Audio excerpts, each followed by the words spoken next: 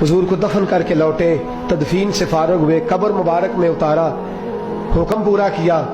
कहते हैं वापस आए तो जनाब अंस से सैयदा फातिमा कहने लगी, अंस तूने भी मेरे रसूल पे मिट्टी डाली है? अंस तेरी जुर्रत हो गई थी? फरमाते उस वक़्त फातिमा का पहला आंसू गिरा और फिर 6 महीने हुजूर के बाद हयात रही, मैंने उसके आंसू ही गिरते देखे। लोग सो जाते, वो हुजूर के रोज़े पे जाके बैठ जाती। कहते मैं समझाता बहलाता, लेकिन फातिमा कहती अली सब्र अपनी जगह, कर्म अपनी जगह। और मैं तुझे क्या बताऊं, बहन भाई पहले सारे चले गए, वालदा पहले छोड़ गई, अब हुजूर अलैहिस्सलातु सलाम ने भी पर्दा डाल लिया है, मुझे चार और जानिब कुछ दिखाई नहीं देता। कहते 6वां महीना था हुजूर के विसाल को। एक दिन मुस्कुराती हुई फातिमा घर आई रोजे से रात को बच्चों के साथ, तो शेर खुदा कहने लगे, मैंने कहा फातिमा बड़े दिनों के बाद मुस्कुराते देखा, क्या बात है? तो कहने लगी अली आज मेरी आंख लग गई थी, मुझे हुजूर ख्वाब में मिले हैं, तो मुझे हुजूर ने कहा तू रोती क्यों है? तो मैंने कहा महबूबा मेरा दिल नहीं लगता।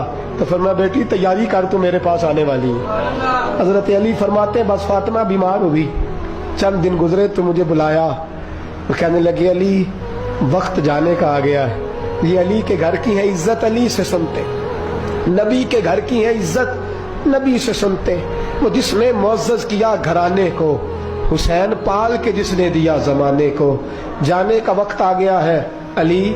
पहली बात तो यह है कि हुजूर की नवासी जनाबे उमामा से शादी कर लेना, वो हुजूर को बड़ी प्यारी है। और दूसरी बात यह है कि मेरे हसन हुसैन इनका खास ख्याल रखना।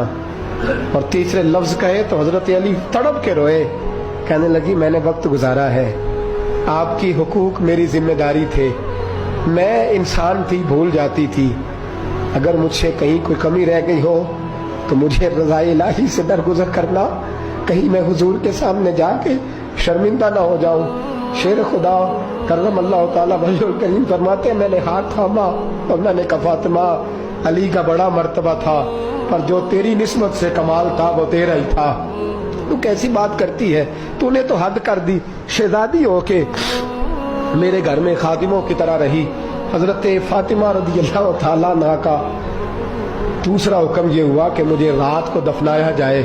और फरमाया मेरे पहले मदीने में ऐसा नहीं होता था, ये हजरत फातिमा ने सबसे पहले कहा।